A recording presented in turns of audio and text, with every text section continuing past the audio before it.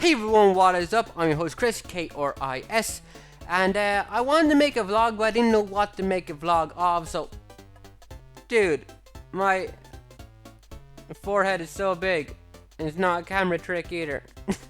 Hold on. Oh wow, there's like a nose-sized gap of space between my eyebrows and my hair. But I wanted to make a vlog today about things that disturbed me as a kid, because I was thinking about this. I was thinking about this for like maybe a year actually, about why these things didn't sit right with me. And I think I found the reason why, but I'll get to that in a little bit. I'm going to give you a list of just a few of the things that fucked me up quite a bit. But a bit of backstory. As a kid, I was not prevented, censored, whatever, from seeing anything. I could watch wherever I want, no matter what it was. I grew up as, I wouldn't say small kid, between 7 to 10.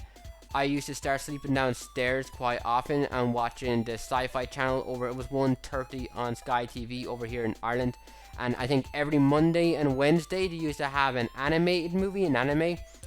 And they tend to be violent. They tend to be very graphic and gory. Lots of straight up murder and demonic possession and rape and, you know, all sorts of weird stuff going on. And some of them were a bit like, whoa, that's make me feel uneasy. Well, never in a way that, you know, fucked me up a little bit. And I played any video game I want. I've always been allowed, as a small kid, I was always allowed to do whatever I want, play what I want. And I played some, you know, violent video games. I played Grand Theft Auto when it was new, Grand Theft Auto 2 when it was new, 3, Vice City. And none of those ever messed me up, except for Vice San Andreas, and I'll get to that in a second. So basically, I had free reign of everything. And out of everything I've ever played and ever watched, the majority of things I got messed up by were aimed towards children. Like, I used to watch the Marvel Hour on Fox Kids, where they would have, like, Spider-Man, Iron Man, X-Men, the Fantastic Four, which was a crap show, by the way. I love Season 1's opening, and Season 2 was a lot better as a product itself, whereas the Hulk Season 1 was great, and Season 2 was a lot worse, despite the personally preferred animation of 2, or artwork more so. I can't remember if the animation was any good or not. But some of those cartoons fucked me up, man. Like Goosebumps. Goosebumps was fucked up.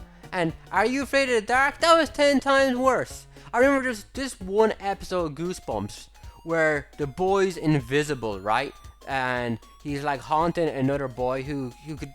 They're friends. This boy becomes friends with a ghost in his house, basically.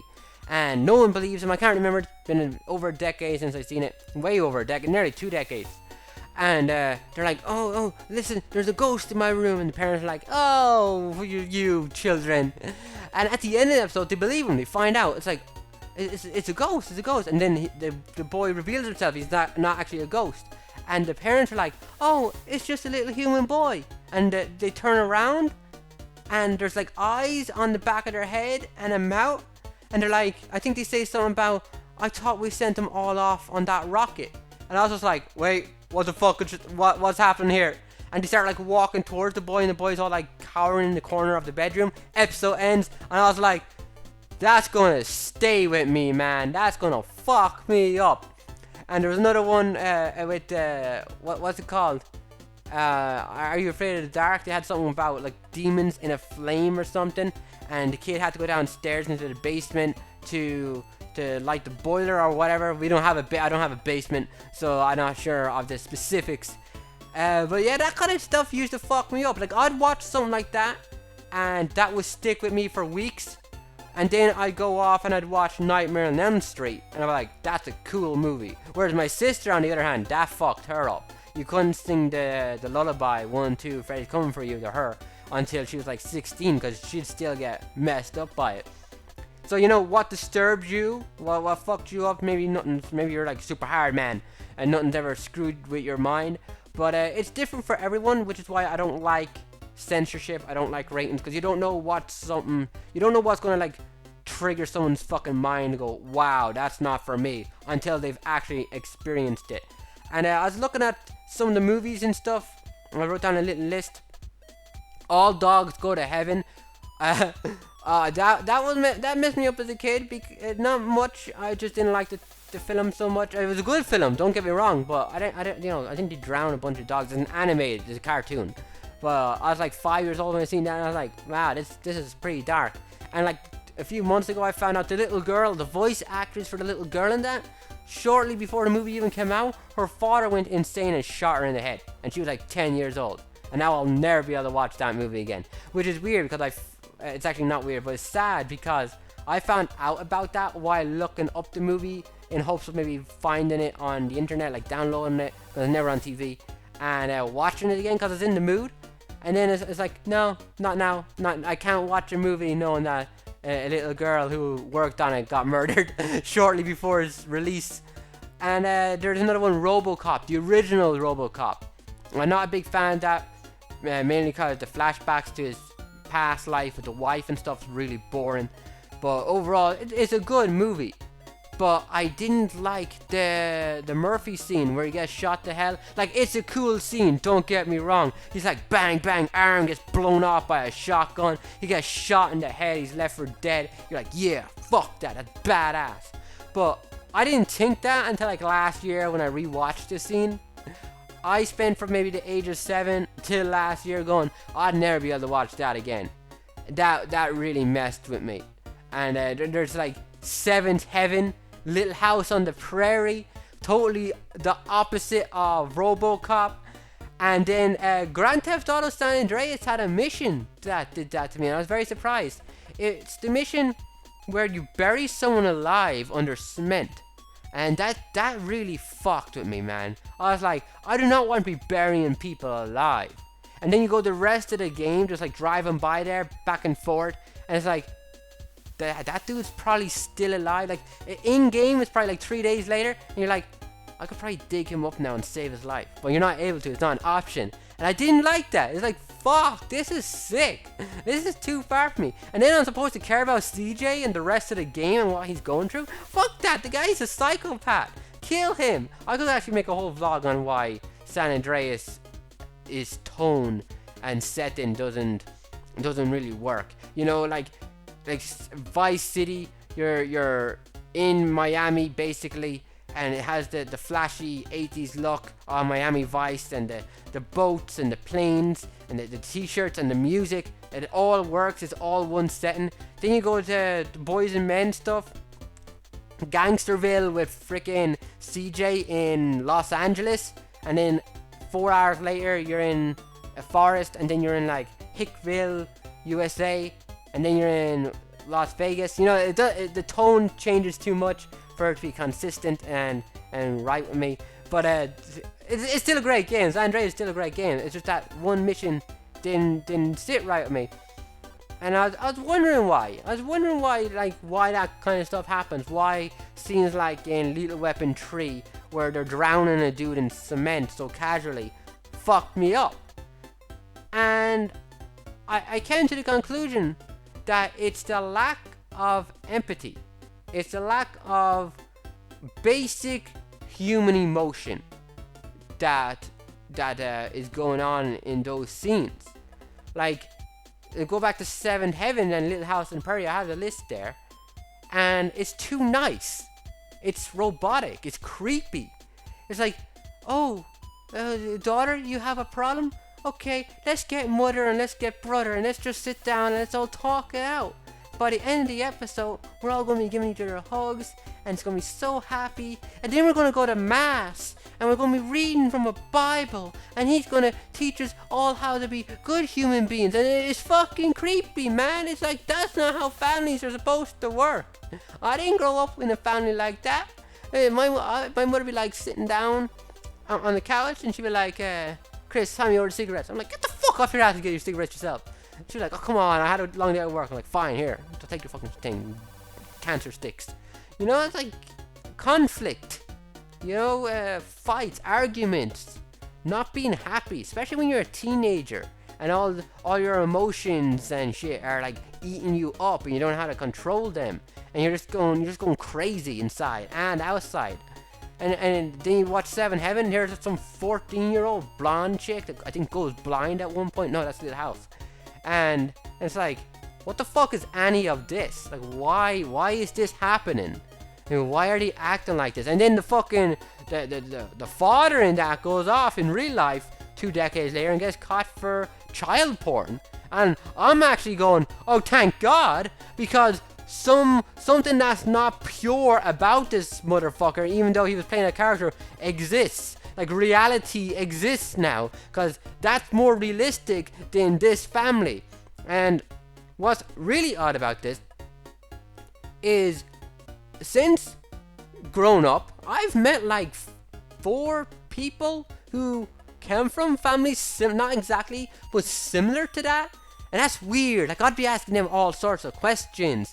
Like I had this one friend, she was like 19 years old, and she had like a helicopter mom, you know, like kind of on her back all the time. And like, tell her to fuck off. It's like, no, she's my mother, but she's hounding you. You're in a college dorm and you're still answering to her. Like, if you're 12 years old and live in her house, that's bullshit. And she got angry at me because, like, you can't talk to your parents like that. And I was like, where's your freedom? Where's your individuality on that? You know, you moved out, proud of yourself. You know, you're living your own life. But at the same time, it's like, you have a warden. You know, what's that about? You're like fucking prison guard on your back all day. So it's creepy. And just between you and me, because I know they have a lot of power. They could get pissed off. A lot of these really weird family-centered YouTube channels that do vlogs every day, but you know, they're like, oh hey, here's the family going off to the water park. Here's my little kids that I'm basically forcing into this life of entertainment. They remind me of all those before YouTube, all those stories that I hear about these moms wanting their kids, and these fathers also wanting their kids to be like movie stars, and like forcing them, oh, you're going to the talent show. I don't want to go to the talent show. You're going to the talent show, you're going to make something of yourself, become big and famous. Britney Spears basically lived that life, and look what happened to her. She went insane because of all the pressure, shaved her head. Her father now has control of her entire bank account. Basically, Britney Spears lives as a fucking hostage in her own house, and that's all sorts of fucked up. You know, I feel sorry for that woman. And then all these fucking vloggers are coming out with their kids and shit, and I'm like, why is this being praised? You know, they even like looking at their faces, they have lack of, and I'm not going to talk too much, but they're lacking something up there. And yeah, basically it's like, I don't like sociopaths, I guess. I think everyone's a little fucked up. I'm definitely a little fucked up. Anyone who knows me more than a week, I'm not talking about YouTube videos, will probably tell you that. But you know, there's a difference between being a little fucked up, being a little emotional, and being void of all that. That's just a whole new level of get the fuck away from me. You're freaking me out. And they remind me of robots. You know, it's like a Terminator.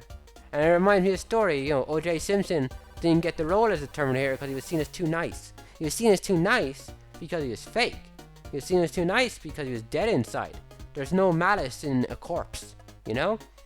And then he goes off and starts killing his wife and shit, and it's like, well, of course, he seemed like such a nice guy.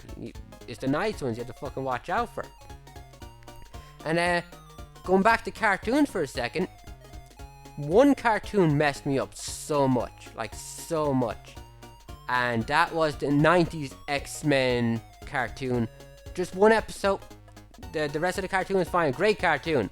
The morals and the messages. The animation's bollocks. You like watch it now, hands disappear, the faces get fucked up, the artwork gets wonky, but the actual stories are still good. And Days of Future Past, which is now a movie also, and the cartoon was based off the comic book. Seeing the gravestones of basically all my heroes and Jubilee was really fucking unsettling. Like, I seen that. Like, there's a scene where Wolverine's cuffed and the giant robot sentinels are like basically marching him through a concentration camp, and he looks down to his right. It's set in the future, like 30 years after the cartoon takes place in the 90s. And he looks down to the right, and he's seen like Cyclops and Jubilee and Storm and Rogue and Gambit, and they're all there. And at the time, I remember this is like 93. As like a 4 or 5 years old, around that time when I started watching it, seeing my heroes dead, murdered, on display, basically is how I see the tombstones to be. That I was just like, fuck that. And I didn't like watching that for many years. I still don't like watching that. Like if that was on TV, I'd be like, ugh, turn that off, because there's something about your idols getting killed you don't want to experience. And as you get older, that becomes normal, sadly. And this year 2016 is being seen as the year of all the fucked up shit happening, terrorist attacks, favorite celebrities getting killed from various ways, old age, disease, and you kind of get used to it. But as a kid, seeing all that shit messed me up, and that was a kid's cartoon. Like again, I watched Terminator as a kid. I was fine with that, but I can't watch X-Men cartoon because it fucked with me. And this vlog had no real point. I just wanted to make another vlog and talk about myself and what disturbed me as a kid and why that disturbed me.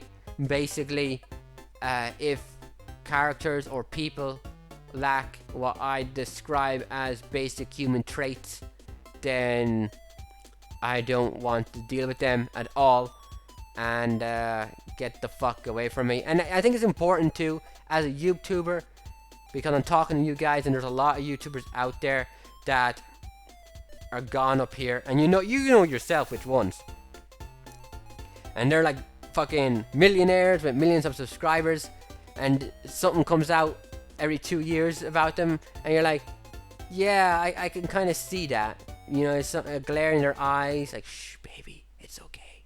And you find out a bit more about them, and then suddenly it all breaks loose, and you're like, well, he seemed like such a nice guy for all this time, I guess I should have seen it coming because of that. So basically what I'm saying is, all those prick YouTubers you absolutely hate, they're probably the least likely to stab you in the back. Stay away from the ones that are smiling on camera all day. Though there is some legitimate psychopaths out there. Some of their accounts begin with an O. But yeah, thank you guys for watching. I just want to make a vlog. I'll be making more vlogs in the future. I'm thinking about doing some anime. I think about maybe watching some anime and then doing vlogs on them. I will probably be doing some Dragon Ball Super vlogs, because that's the only anime I'm watching that's new on a weekly basis. Maybe I'll watch it, give my analysis, talk about my theories. So if you don't like Dragon Ball, it really sucks to be you if you're subscribed to me. But, gaming content's never going to go away. So don't bitch. Just watch it. Watch what you want to watch. Don't watch what you want to watch. But if you want to help me out and hit that like button and subscribe and leave a comment, then that would be great. You don't have to watch the video. Just have it running in the background. And thank you guys so much for watching my ramblings. I like rambling. And I'll catch you guys next time. Bye. Bye-bye. See ya. Slán. Okay then.